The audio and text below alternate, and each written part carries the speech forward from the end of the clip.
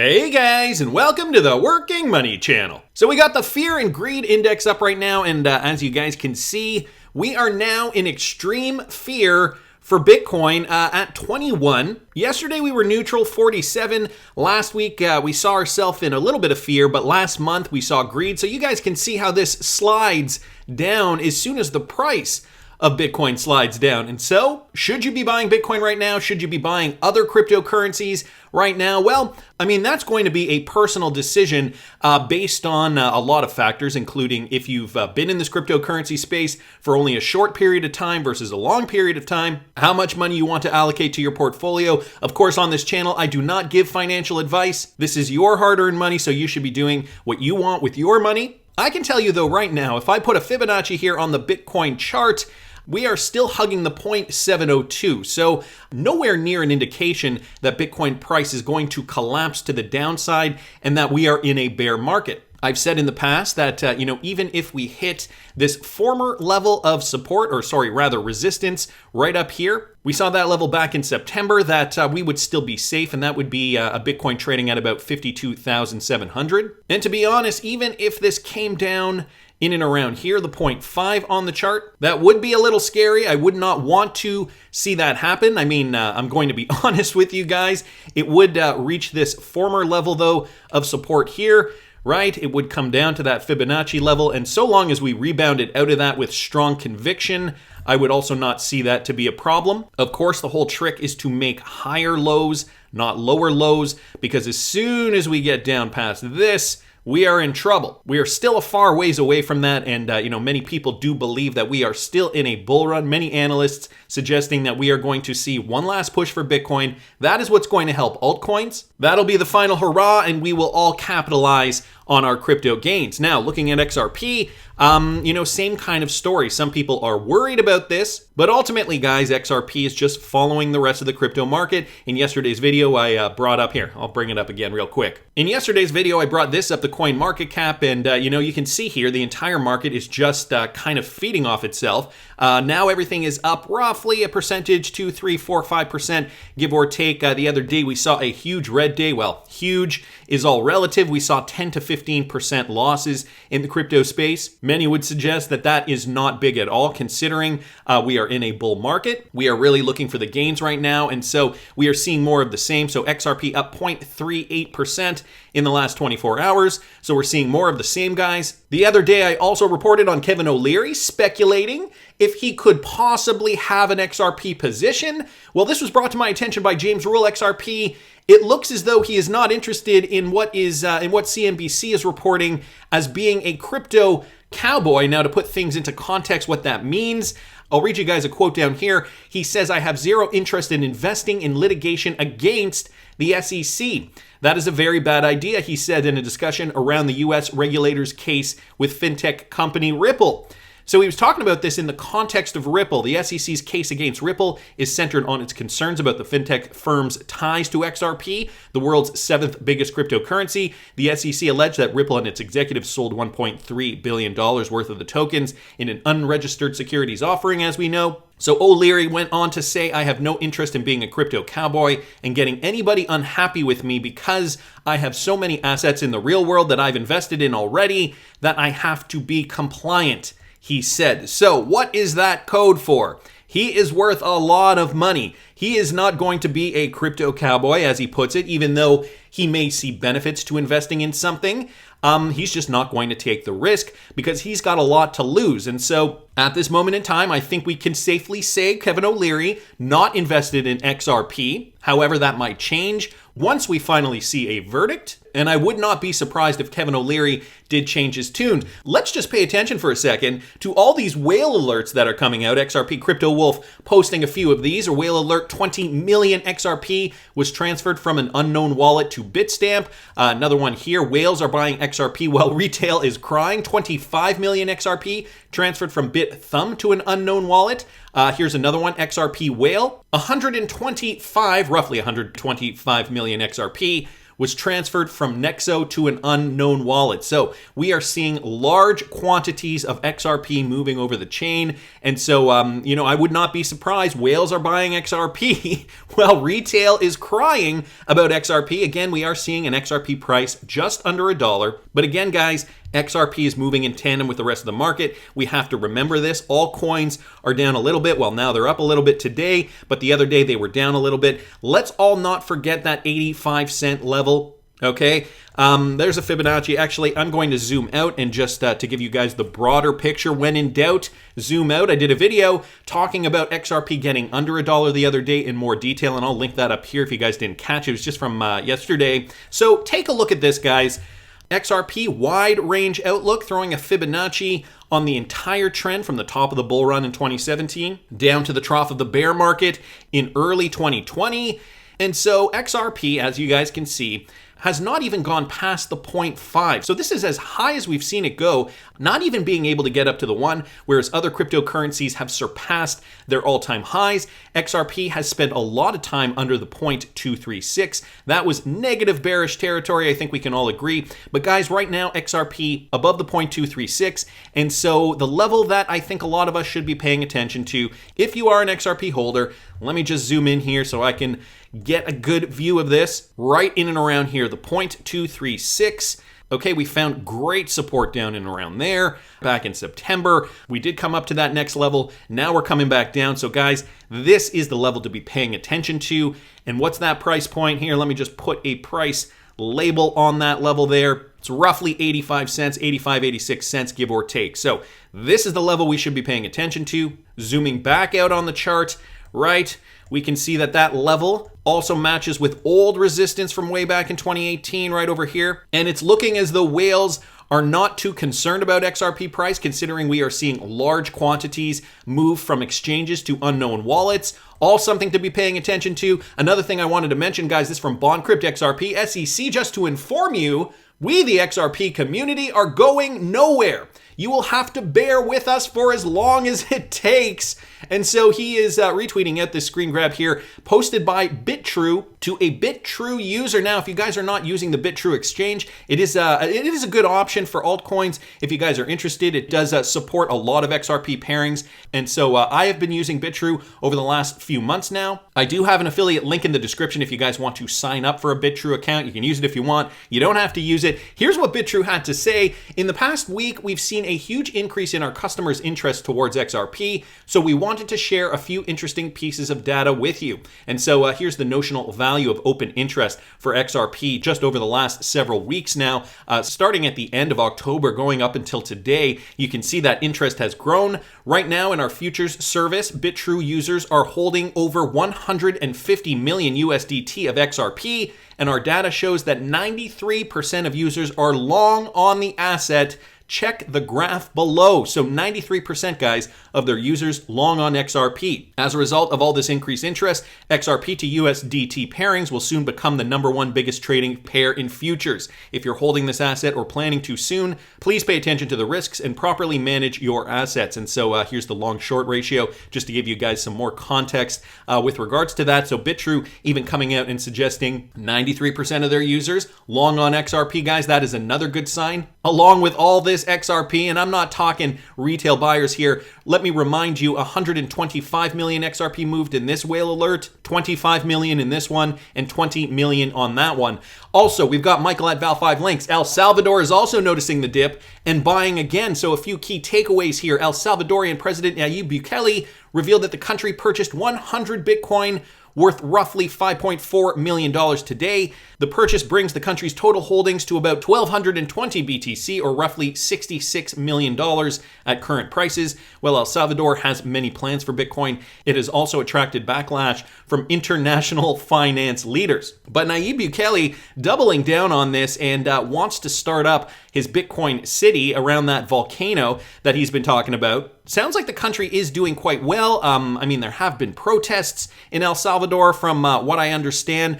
But, you know, if they do this right, if the citizens can actually benefit from this, I do think overall this will be a good thing over time.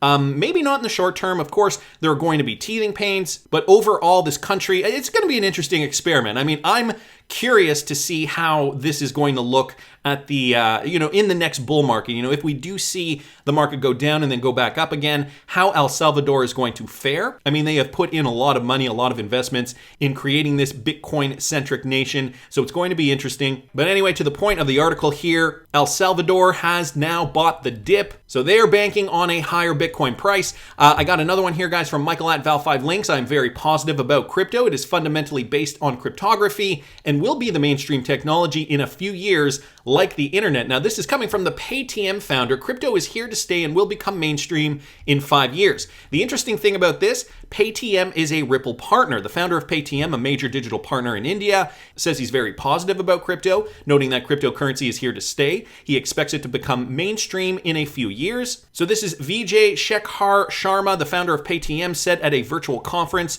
organized by the Indian Chamber of Commerce. He said that on Thursday that crypto is here to stay. Again, the quote, "I'm very positive about crypto. It is fundamentally based on cryptography and will be mainstream technology in a few years, like the internet, which is now part of daily life." The Paytm founder admitted that cryptocurrency is currently being used in a speculative manner, elaborating, "Every government is confused. In 5 years, it will be a mainstream technology." So this is part of it, right?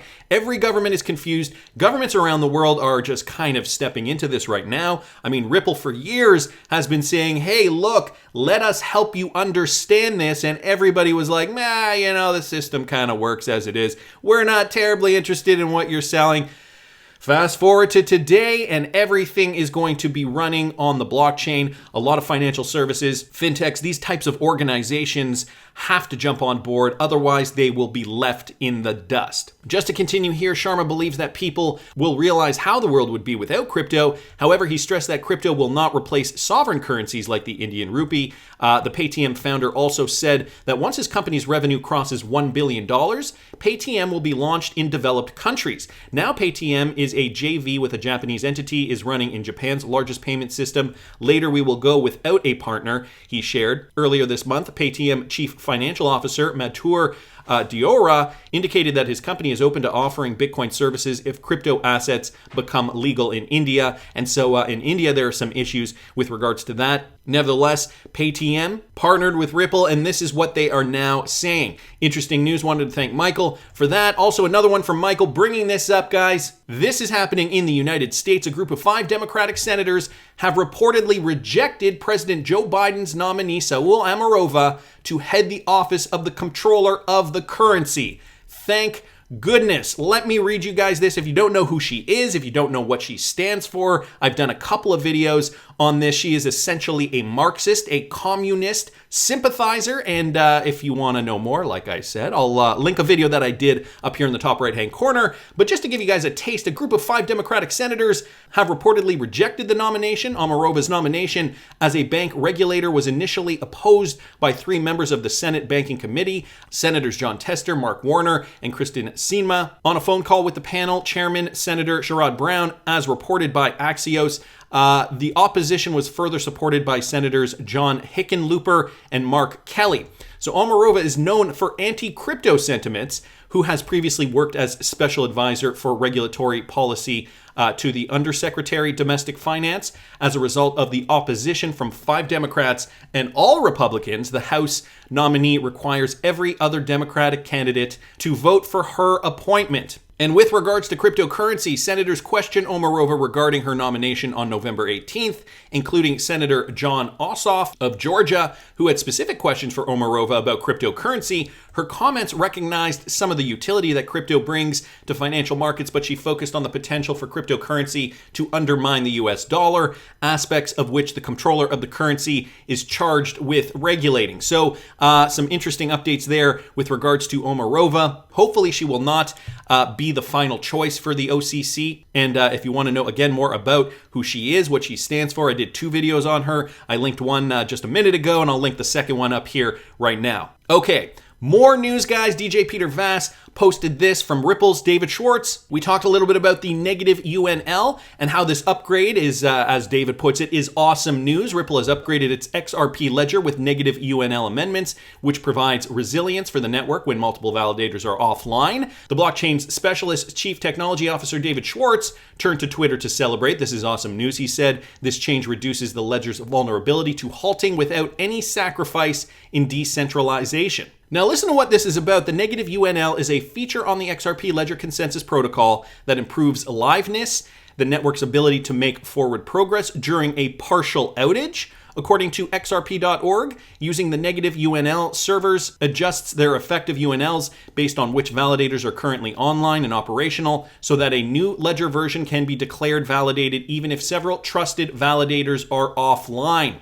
So again, in the case of a partial outage, looking at the power supply, perhaps initiated by a, cyber pandemic or something similar, the XRPL will continue to be able to produce results. So great news. David Schwartz says it's great news. I mean, it is great news keeping that XRPL live in case of a potential black swan event.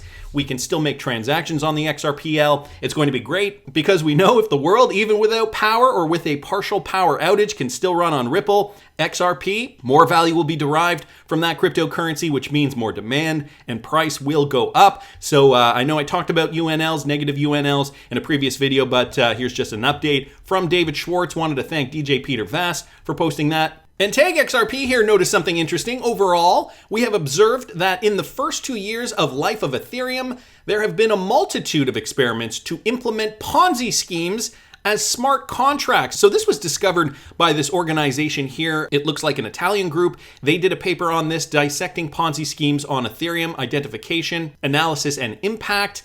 And so here is just a few things that they had to say about this. Again, in their conclusion page, overall, we have observed that in these last 2 years of life of Ethereum, there have been a multitude of experiments to implement Ponzi schemes. The link, guys, if you're interested, the link is down here. Tag does post that. Still, it is foreseeable that as Ethereum consolidates its position as a platform for smart contracts and as a cryptocurrency, criminals will exploit it to host their scams. So, SEC, you are not out of the woods, not even nearly out of the woods. The XRP community is hell-bent on finding more and more and more information to discredit the free pass that you gave Ethereum. And so again, just another one from Tag. I think all this information is going to be great for Ripple's lawyers in court. I'm sure they love the XRP community, the Twitter sleuths, as some have put it. But anyway, just another piece of evidence that I wanted to mention, brought upon by this Italian group that have been examining the Ethereum blockchain.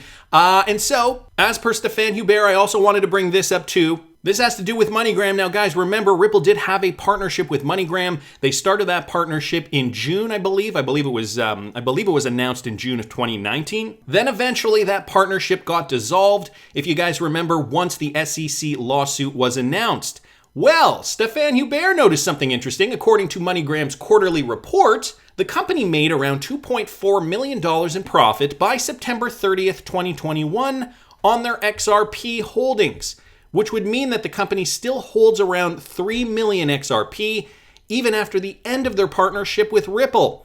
Could this be true? The absence of 8.9 million and 29.8 million in net benefit from Ripple market development fees. So here are just some highlighted points, respectively, due to the termination of the commercial agreement with Ripple. However, we are seeing these figures, 2.4 million for the 9 months ended September 30th, 2021, which was only a couple of months ago, primarily due to a gain on XRP cryptocurrency revaluation in the prior period. So they dissolved their partnership with Ripple shortly after the lawsuit. If you guys do not remember, that was news from, I believe this was from February earlier this year. Yeah, February 26th, 2021.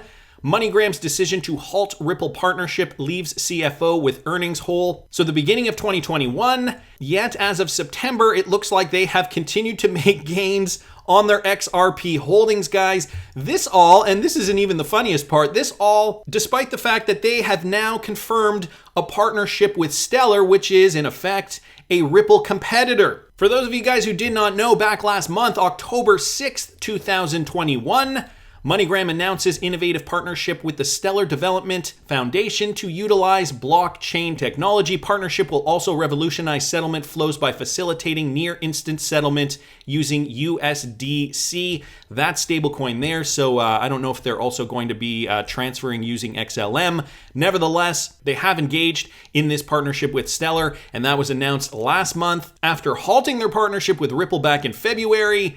Meanwhile, guys, it looks like they're still making some revenue from XRP earnings. I wanted to also mention this, guys, this from LJ26FT here on Twitter. There's an interview with Moneygram CEO that eventually the partnership would resume once their exchange partner Coinbase relisted XRP. Now, I don't know if that was just a rumor or if that was true. I still would like to see that clip. If somebody knows if that exists, please do put it down in the comment section. And then DeFi marketers down here saying, no, Moneygram are working with XLM now. So we know that is confirmed. I guess there is no reason why Moneygram could not sign a contract with both Ripple and the Stellar Foundation. It does sound, though, like they are still holding XRP, if not for potential future utilization, if they do re-sign with Ripple. Maybe they're just hodling it because they know it'll eventually moon. That's just my opinion, but I want to hear what you guys think. Please subscribe to the channel if you haven't already. Like the video if you like the content I'm providing. I always love hearing your comments. See you in the next one, guys.